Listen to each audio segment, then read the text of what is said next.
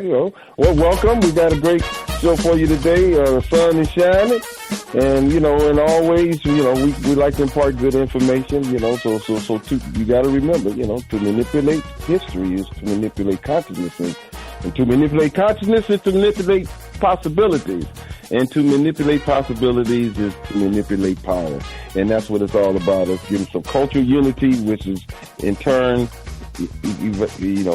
segues right into power, having power. Yes, Vince, welcome back. What's going on? Well, it's good to be back. Nice to sleep in your own bed after sleeping in another bed for a few weeks. It was hot down in Mexico. Learned a lot from your brother, Wayne B. Chandler. I'm telling you, man, my level of respect has gone up a few more degrees just knowing all that he knows and how beneficial it is to everyone. Just have a few announcements I need to make before we get on with the subject matter of our show today. First and foremost, we are going to be having a workshop at Larchmere Arts on Wednesday at 6 p.m. for those who are interested in obtaining the dollars from the American Rescue Plan Act. As you know, the Assembly for the Arts received about $1.65 million from the county, and they're going to divide that between small independent venue owners and also individual artists. So you need to go to the website. It's assemblycle.org/ARPA. And if you can't remember that, don't worry. I'm going to write it down and post it to the 360 Info Network Facebook page. But you want to go to assemblycle.org/ARPA. Again, you can come to Larchmere Arts. It's 12726 Larchmere Boulevard on Wednesday at 6 p.m. We're going to have a couple of representatives from the Assembly for the Arts there, and they're going to explain the program to you and all the things that are required for you to qualify for these funds. I believe the stipends are going to be $2,500.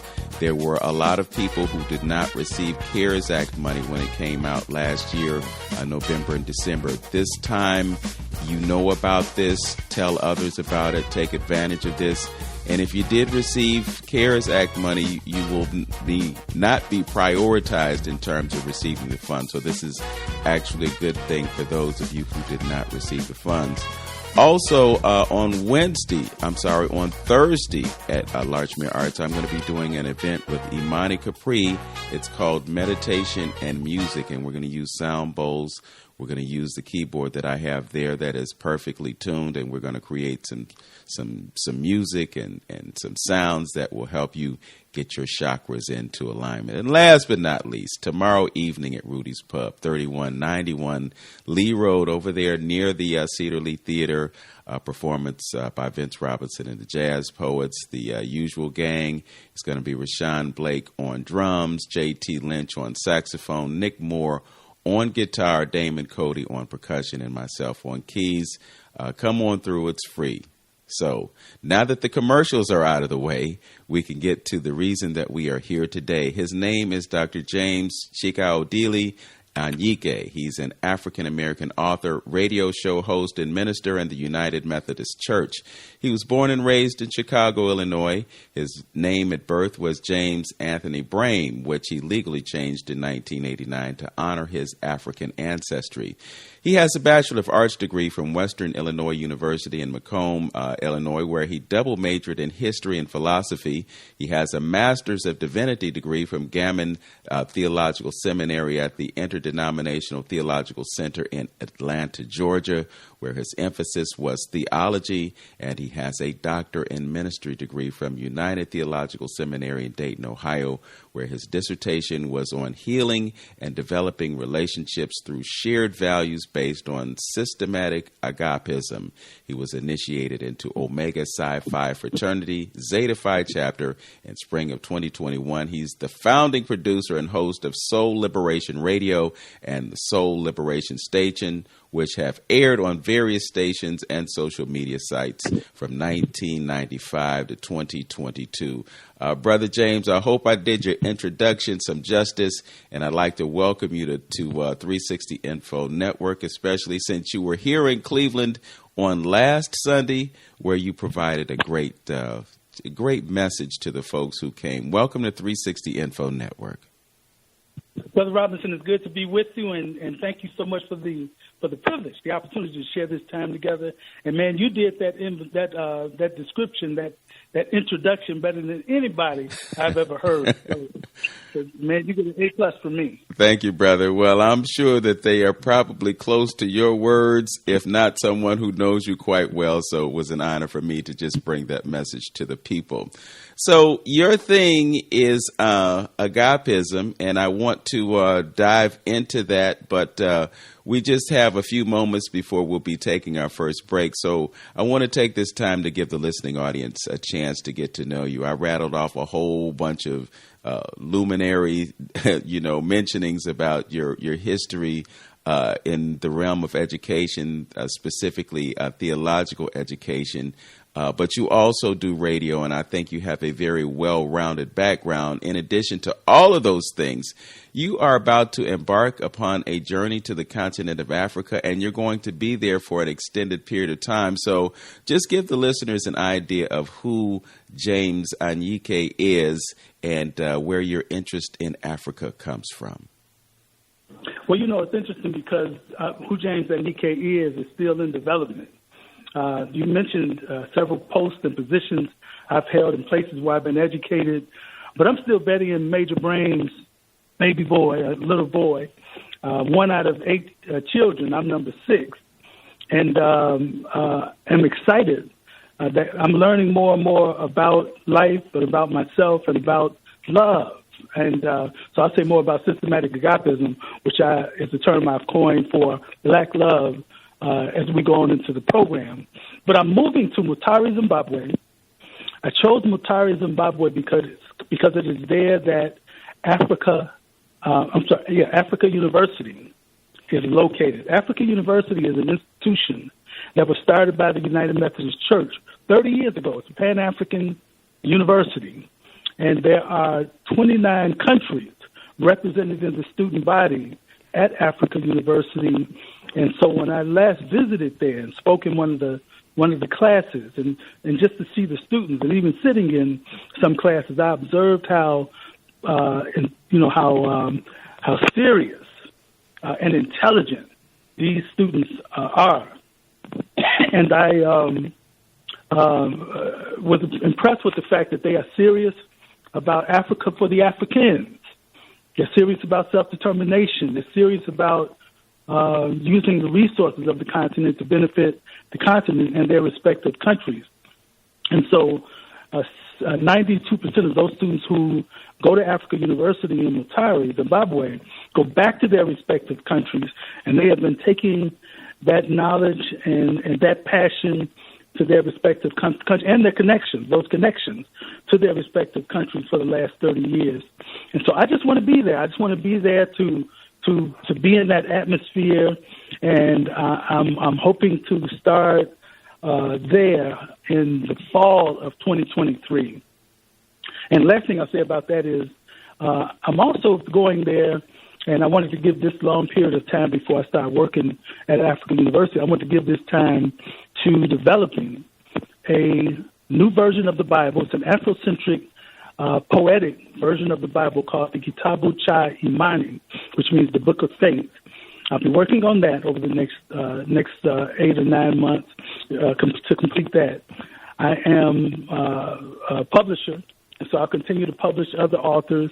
And I started an institute, which is the Agapish United Institute, which is committed to teaching how to love black folk. Okay. So the subject matter of the event that we had last Sunday dealt specifically with black folks learning and loving each other. And we want to talk quite a bit more about that when we return. We just have a limited window, so I'll mention that you lead Popular Truth Publishing, LLC, and you've published more than 50 authors since 2003. You have authored 7 books, according to what I'm reading, and they are African American Holidays, Historical Christianity, African-Centered, Rites of Passage Guidelines, You're Gonna Be a Preacher, The Faith to Love, Black Love, and Bloodied by the Journey. So that's quite a bit in terms of publishing on your own behalf, and then also publishing others. So we're going to highlight some of these things. We're going to talk about systematic agapism, and we're going to talk about black love when we return. You're listening to 360 Info Network on AM 1490 WERE. Our guest is the Reverend Dr. James C. Anyike. We will be back with more after this word from the African American Museum right here in Cleveland, Ohio.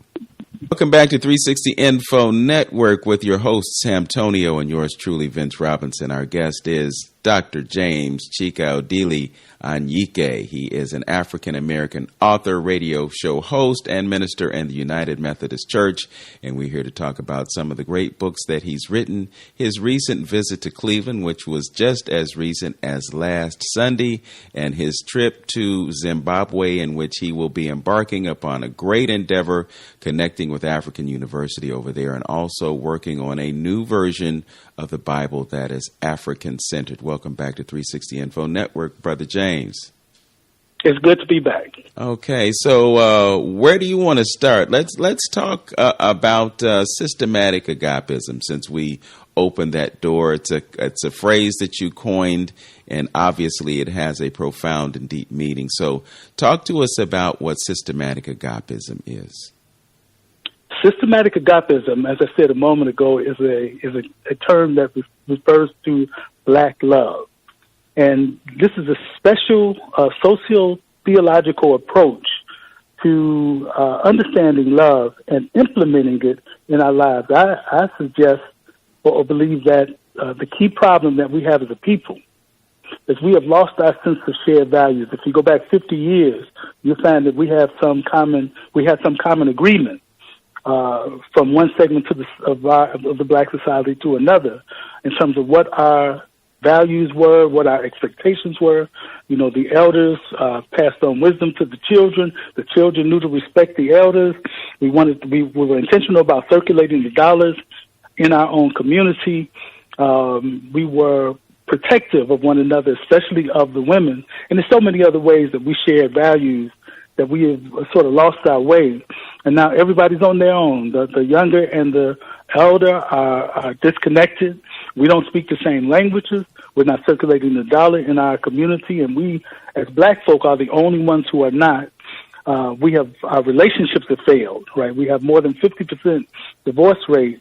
And if you could say, if you include the number of us that are separated, you probably have closer to 70% of our relationships that are not together. And there's so many other issues, from our health to our politics to our religion, that have changed over the last 50 years, that indicate we have lost our sense of shared values, and we have lost our sense of self-love. We do not love ourselves like we should. We don't like the way we look in some cases. We don't like the way we talk. We have issues with one class of our people to another class, and so many other things that disconnect us, and we need to deal with those things. So systematic agapism is a way to learn how to love ourselves again. And for those who we are in relationship with that are not black folk, if they're going to be in relationship with us and connected to us, then they too need to know how to love us in a way that honors the fact that we come from a common history, we have a common heritage,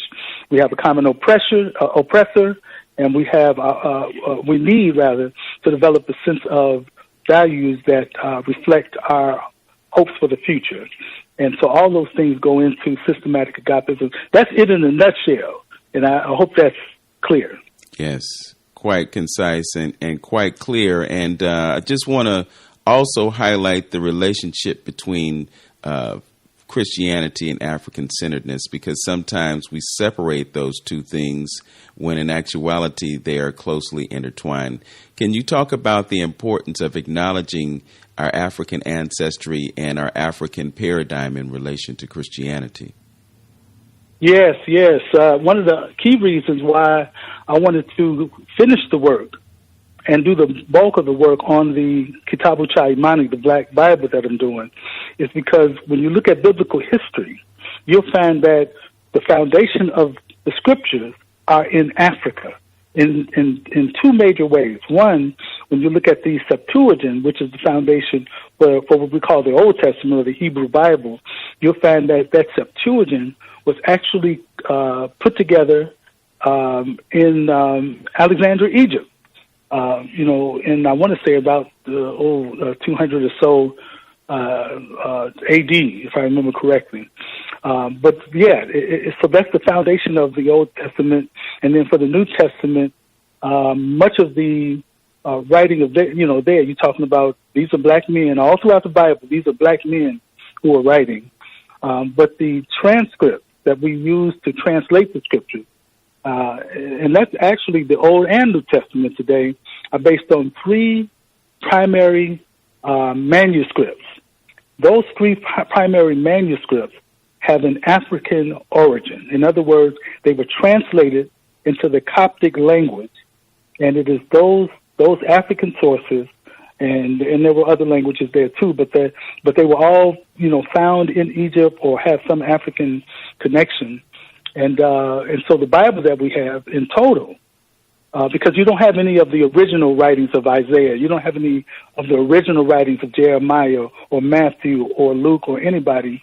All of the writings that we have today, all of the scriptures that we have today are based on these manuscripts, and these manuscripts have an African origin. So when you talk about the foundation for the Bible, you're talking about Africa. When you talk about the foundation for Christian education, you're talking about Africa, because the first major institution for Christian education was called the Catechetical School in Egypt, again in ancient or Alexandria, Egypt. When you talk about the founding of monks or monasteries, you're again talking about African monks and African nuns who started those orders. And if you talk about the most important and profound church fathers of Christianity, those who shaped the theology, you are primarily talking about African men, St. Augustine, Tertullian, Origen, Cyprian, and several others. We know their names, but we didn't know, you never see them depicted as black folk. And so again, and even not just that, but the first church building that was built for the purpose of Christianity was built in Egypt, not in the Middle East, but in Egypt. And so many of the major elements that go into the foundation and establishing of Christianity are all based in Africa. And so Christianity from its beginning has been Afrocentric, and especially, again, if you look at the people that are represented in it, these are black folk all throughout the Bible. It's not a question of where's the black presence in the Bible. It's a question of where the white presence is. And that's the challenge right there. And so so Christianity has its roots in Africa. So you clearly established the African aspect of Christianity. How did it come about that our views and our interpretation and understanding of Christianity is so Eurocentric?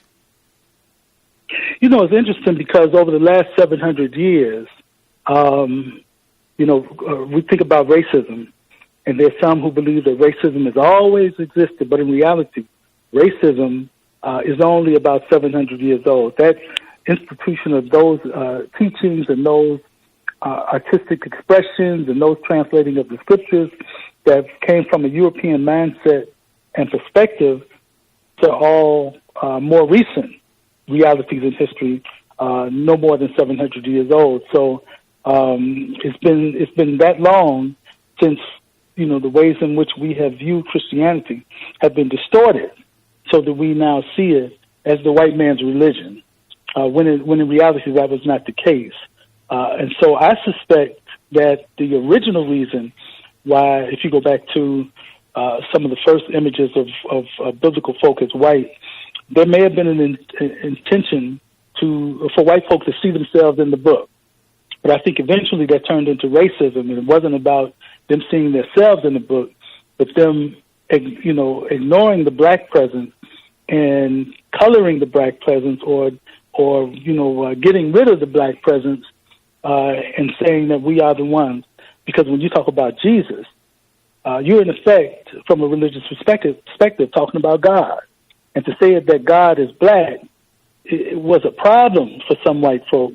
And so they needed to change that story, change that narrative, and many of us just accepted it. Now, when I accepted Christ as a young man, I didn't know anything about Jesus being black or biblical people being black, and I was willing to accept that they were white. And most of us who came into Christianity many years ago, and some even today, are of the belief that Jesus is white and biblical folk are white.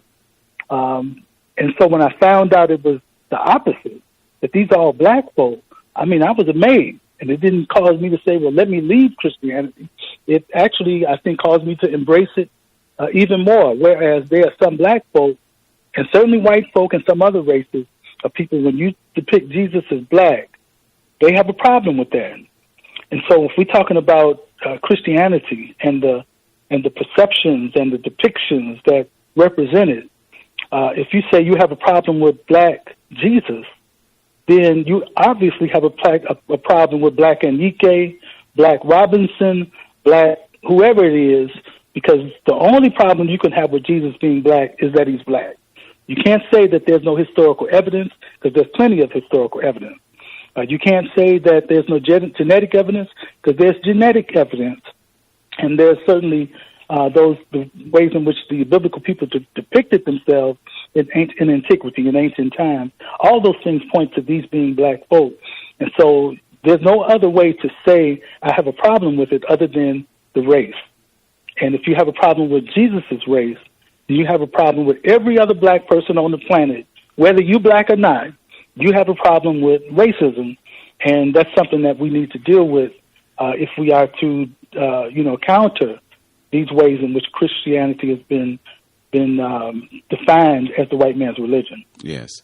Well, when you talk about the roots of Eurocentric religion and you think about the Council of Nicaea, you think about King James and the efforts that he took to create this book that so many people are ascribing to as being the ultimate truth. You also consider the fact that there were things that were left out, and apparently there was an agenda in writing the book the way it was written. The Bible historically has been used to justify slavery, to justify the enslavement of African peoples, and a lot of that has to do with the Vatican, the Pope, and basically European institutions. How do you respond to the notion that Christianity, as we practice it, many of us practice it today, was utilized to justify and promulgate slavery? Well, that's true. I won't argue against that. That's a fact, and I think everybody knows it. But the interesting thing is, not only was the Bible and Christianity used to justify our enslavement and to make it more harsh and to solidify it and institutionalize it, well, they use guns too. Are we going to stop using guns? Or should we turn away from guns? They use sugar. They use other spices. Are we going to say, well, I'm not using salt and sugar no more, because they use that as a part of triangle trade, and I'm fighting against the oppression of slavery. They use lawyers. They use,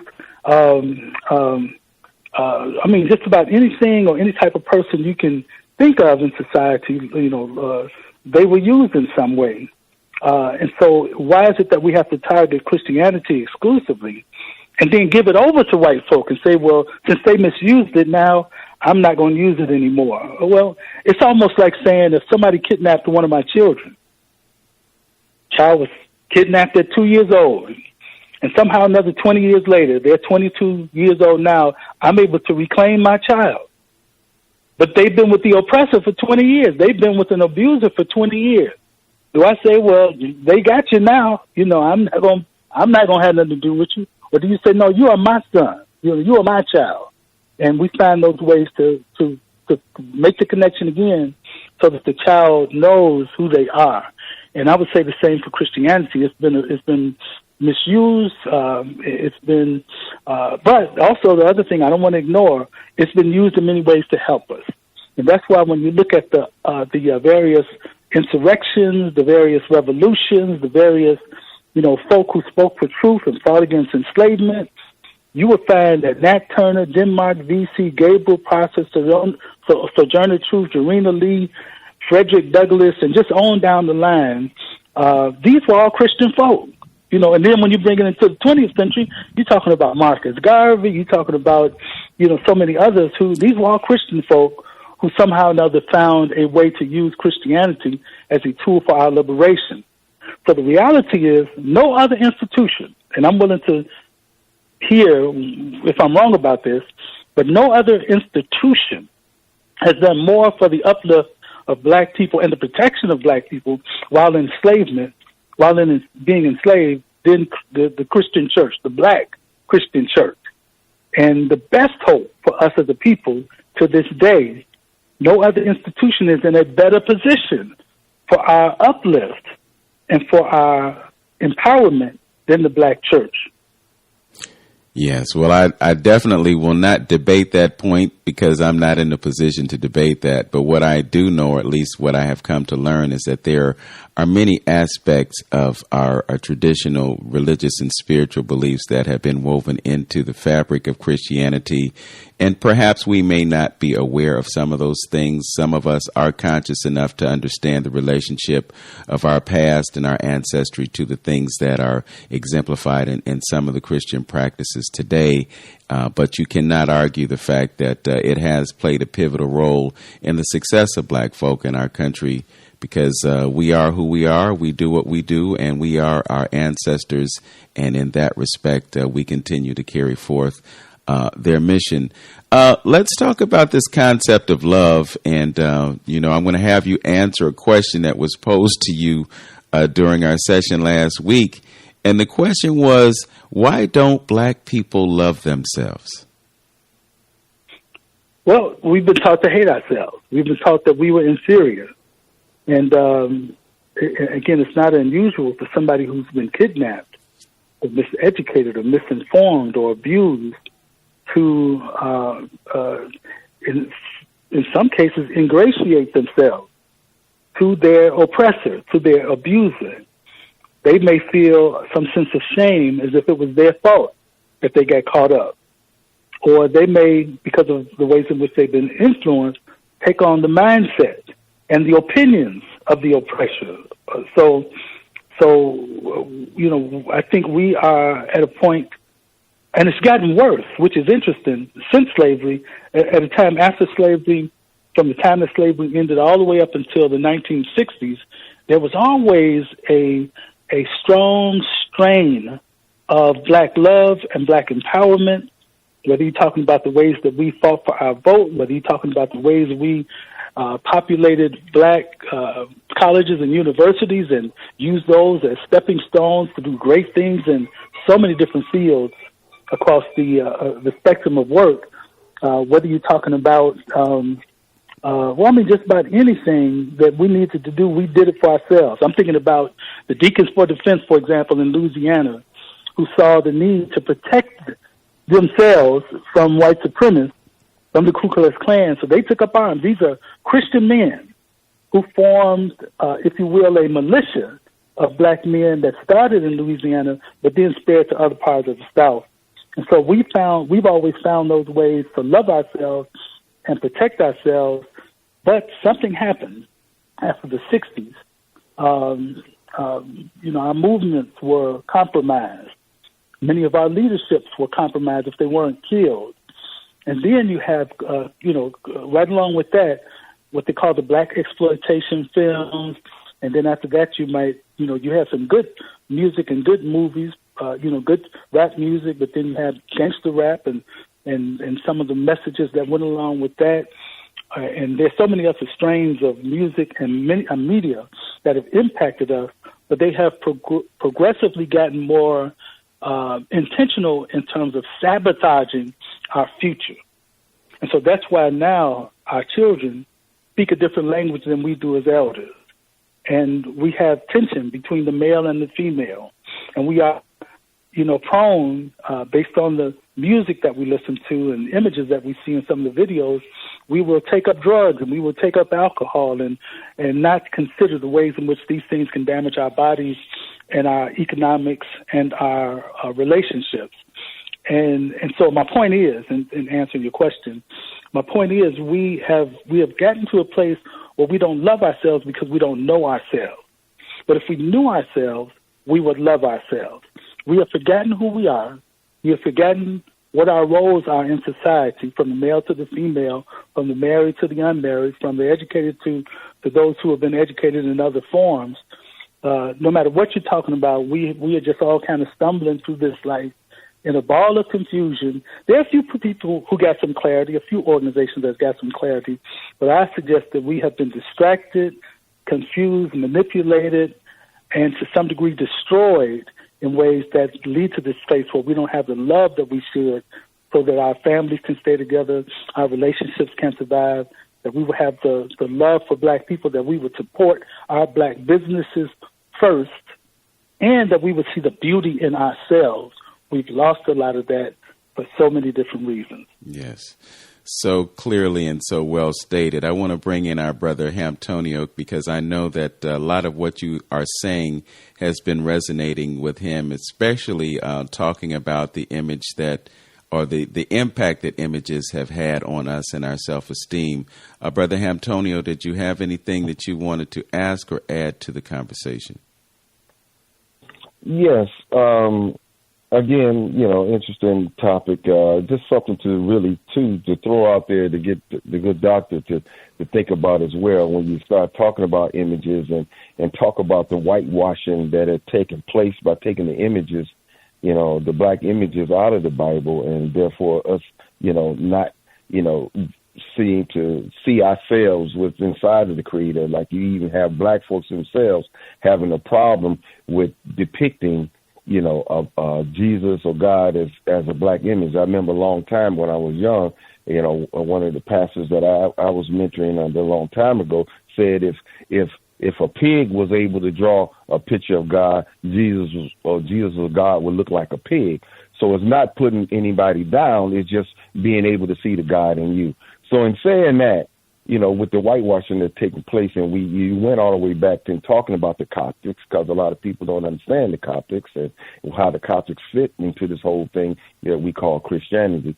Would you see it be worthwhile of us really doing our research and going back to the continent itself and getting a good, clear understanding and maybe a more factual, account on exactly what's happening, with the Christianity, that version. And then second part, by you going to seminary school and things of that nature, is these type of things, because I've heard from other pastors that some of these, this African ideologies and thoughts and false theology on Christianity and the Bible and its origins and things like that, it's taught in theology school, but when we come from this whitewashing European versions of what we have right here, a lot of pastors don't teach it or can't teach it because folks reject it. What's your thoughts on that? It's interesting, Brother Antonio. We live in a time when state government, are literally codifying racism. In other words, they are putting in place legislation that says certain things can't be taught if it makes white folks look bad. So we're in a really tripped out time when it comes to telling the truth about historical facts. And so that's another reason why I say we have gone backwards. And I don't think we're putting up the kind of fight that we should to counteract some of that kind of foolishness. But I think that,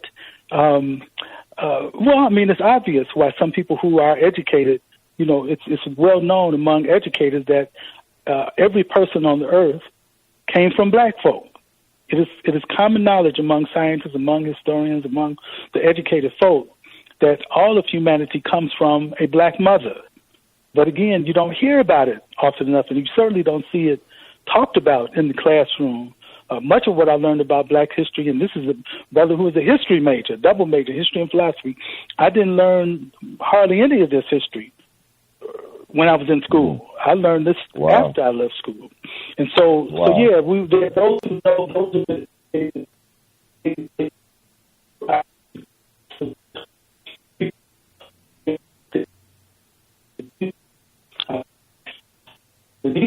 for me,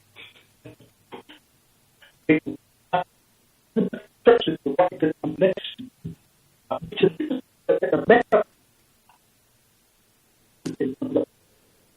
We're obviously having some challenges with the signal coming from Dr. Anyike's phone, so we're just going to bear through it, and hopefully the signal will clear up. If you just tuned in, you're listening to 360 Info Network with Brother Hamtonio and Vince Robinson. Our guest is Dr. James C. Anyike. He is a Methodist minister and author, and he has coined the term Systematic Agapism, which we have clearly defined in our conversation this morning. All right. Yeah, can you hear us, Vince? Yeah, he was coming through. I don't know. You had lost him on your side or something? Yeah, it was garbled. You couldn't understand a word that was being said, but apparently the signal has returned. All right. And I'm not sure where to pick up at from the things that I was saying. You want to give me some direction? Yeah, you were just talking about like people in their different backgrounds and stuff, not wanting to come forth and talk about things due to, and you was talking about the Methodist Church that you're in, being right. predominantly white. That's where you left off at. Mm-hmm. Yeah, in America, the Methodist Church is primarily white. You're talking about more than 80% of Methodists, United Methodists in America are white. But the reality is there are more people, I guess you can say United Methodists of color throughout the whole world. And so right now, nearly a third of the church, if not more, are people of color, and a great deal of them are African. So much so that by the year 2035, or somewhere in the next 20 to 25 years, the majority of Christians in the world will be African. Now, the other thing that's interesting about that is I've only been to the continent 3 times, but every church that I've been in probably about 15 churches on the continent of Africa. None of them depict the biblical folk as black in their churches. They all have white images of Jesus, white images of other biblical folk, and I found that interesting. But they're open to it because when I spoke about this in one of the classes at African University, they were kind of surprised initially to hear me say that Jesus was black. But then as I shared the facts with them, they were quite open to receive it. So that's another part of what I believe I'll be blessed to do while I'm on the continent is do some traveling, do some lecturing to help us understand. And I believe that African folk will be more free and more willing to share this information than some folk here in America are, because they don't want to lose their job or they don't want to upset their position. I'm an elder in the United Methodist Church, but I've never worked in fear. When I was even associate pastor at a white congregation in the United Methodist Church, I was the same Anyike I've been when I was at a black church and after that. So I've never had that fear of if I'm gonna lose my job or lose my position or be appointed somewhere in the sticks, out some country place. I never feared that. I just have always taught what I knew to be the truth. But a lot of folk are not going to do that. So the other part of your question about should we go to Africa, should we learn about these great heritages, absolutely. I strongly encourage us, and especially if you want to study the African presence among biblical people, you want to go to Egypt, you want to go to Ethiopia in particular, and you can even go to other parts. You can go to some parts of Nigeria now and look at the presence of what we would call Jewish folk who were a part of the Igbo people, or maybe in whole, the Igbo people come out of them, these Jews that migrated from the Middle East to Nigeria, to South Africa, the Limba people in Southern Africa, in Nigeria and South Africa. So you have all of these places where you can go and find this rich history. Libya is another place, but because of the tension that's there, you can't get in and see the sites and look at the interesting, elements of early Christian history in Libya, which again is black, So they are wonderful places to go and do that. And now if you can't get up on a plane and fly over there on, Ethiopian Air or some other airline, you can get a book called Historical Christianity African Center by a brother named Dr. James Anike, and you might find some history there you'll find helpful. All right. We're going to give you an opportunity to give us the best website that you can go to obtain that book, or you can get a copy of it from myself, because I have a few copies that will be sold from Larchmere Arts, but we'll get more into that when we return.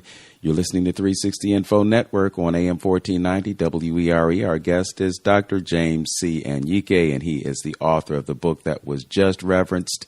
We are going to get more into those books, how you can get them, and we're going to talk about love when we come back. Stay tuned. You're listening to 360 Info Network on AM 1490 WERE.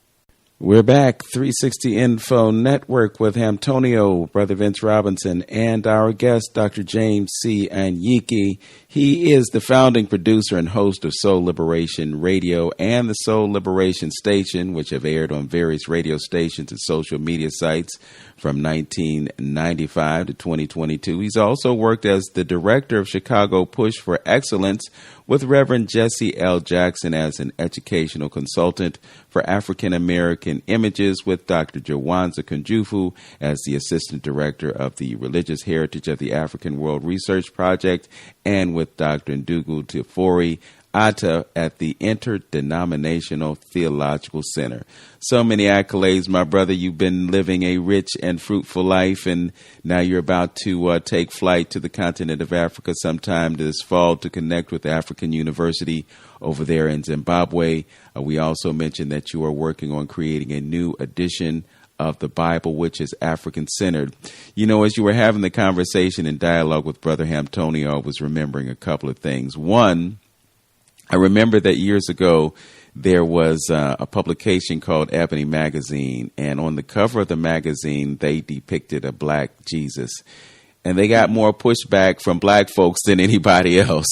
Their subscriptions probably went down because someone had the nerve to show Jesus as a black man. Number two, I visited Panama a few years ago. Brother Antonio was also on that trip. He's the one who invited me to go on that trip.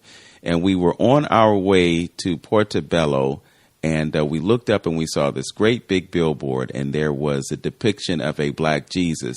And then when we got to Portobello, we went to the church, and that same poster depicting the same image of black Jesus was prominently displayed on the exterior.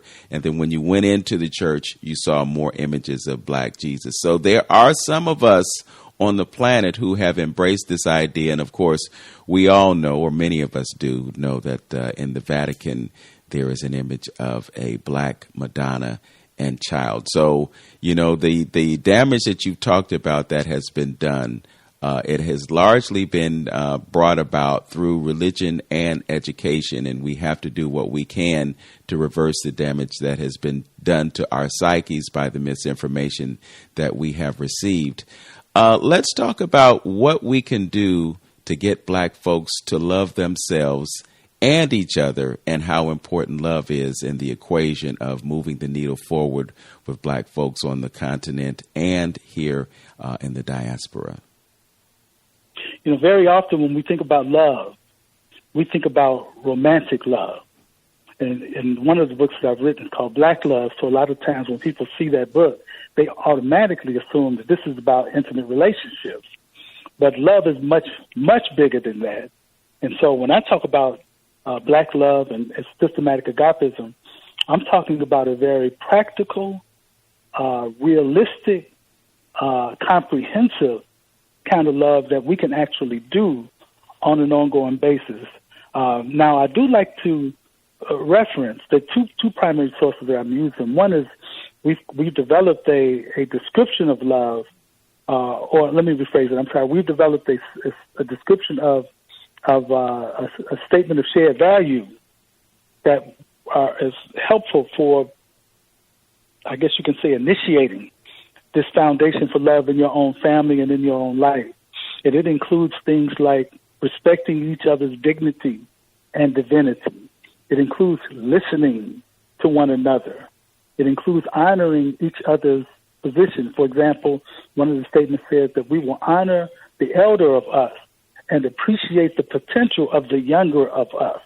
It talks about honoring each other's privacy and in the sense that we won't go around telling each other's business, because we're trying to find that way of being transparent with one another. But if I think you're going to go and tell everything I told you, then I'm going to be very careful and probably closed off in terms of what I share with you.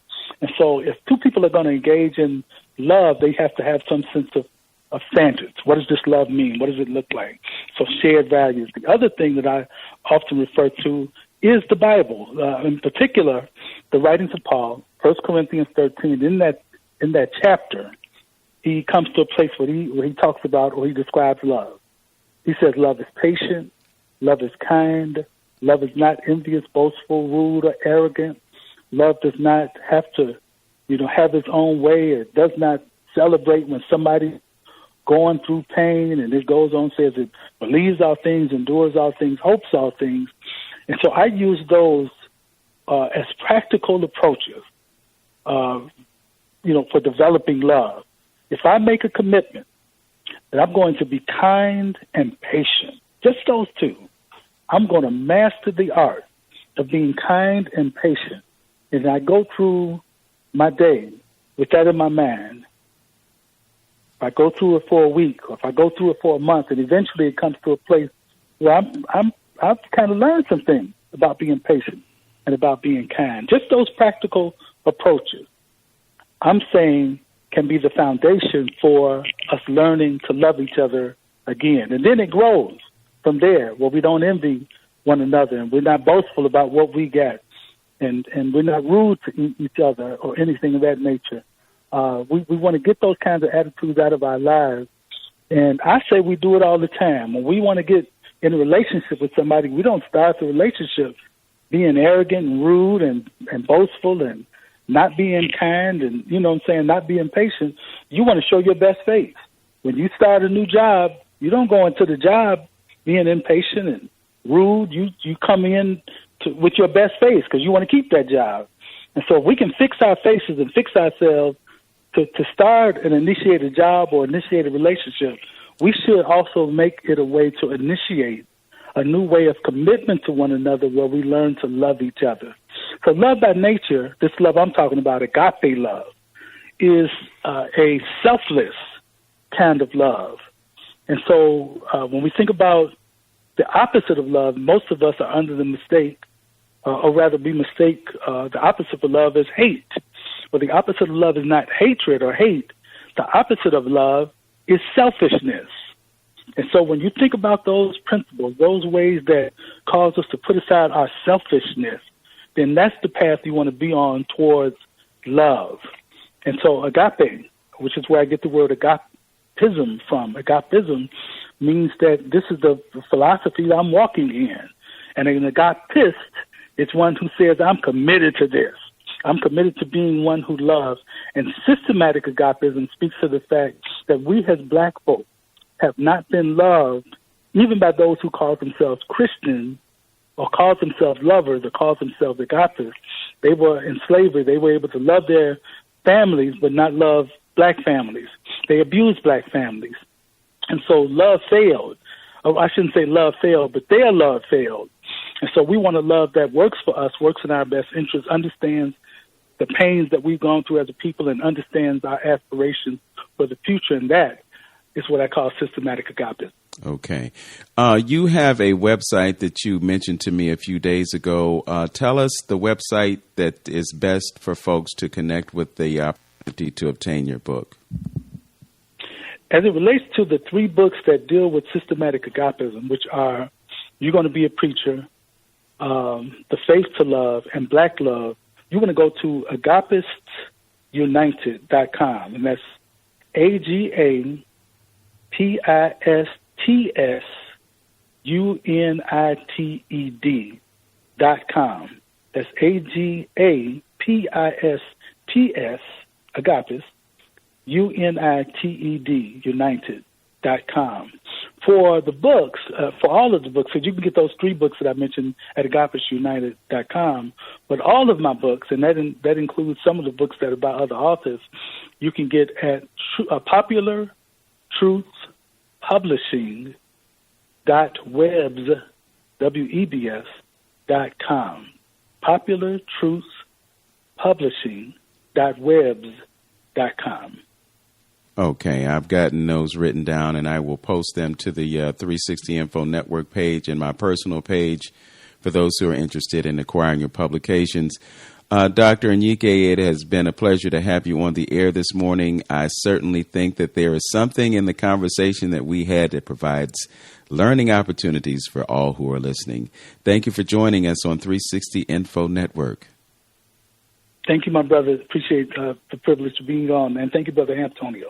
All right. All right. Thank you. And best of success to you in your journey. Safe travels, and get that book done. You know, you mentioned last week that folks may have an opportunity to have their name in the Bible, so we'll definitely share that information on our website, and hopefully someone will take you up on that offer. But thanks again for joining us.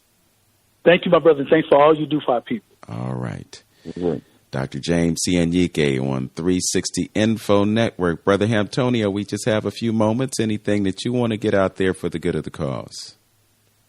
Oh, yeah, just to remind our brothers out there that I'm working on the men's workshop.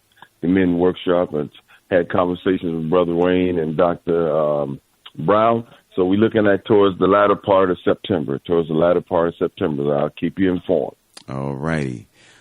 Just a few things before we get out of here. I just want to emphasize once again your opportunity to take advantage of the funding dollars that are available for artists who suffered financial loss during the pandemic. You can go to assemblycle.org. That's assemblycle.org/ARPA, ARPA. And you can fill out an application, and you can also find out if you qualify to receive those funds.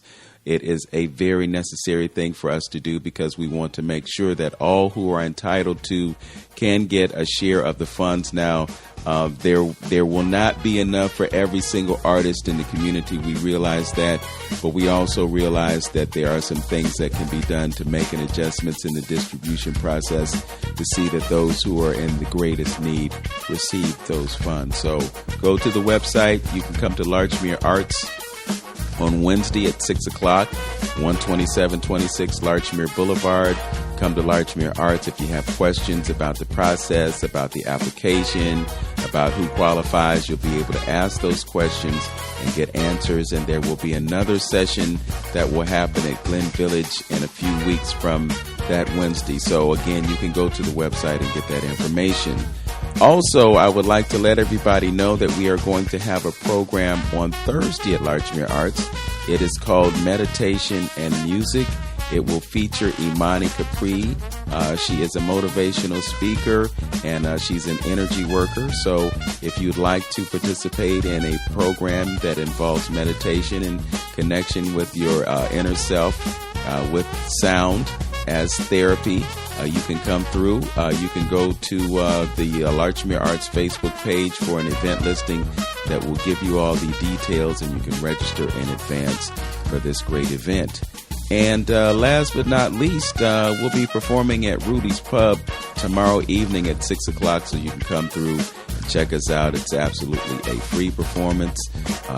Don't forget about the Greater Cleveland Urban Film Festival. I actually participated in a film that's going to premiere at 2 o'clock on the 17th, so go to gcuff.org to get your passes for that festival, and you can see a film that features our own Wayne B. Chandler as an interviewee and a subject matter expert on the film, The Ankh, The Science of Kemetic Yoga. We'd like to thank our engineer, Tone, for bringing everything together and making us sound good today. And we'd like to thank you for listening. As always, know yourself, love yourself, be yourself, make today your absolute best day. Peace. Peace.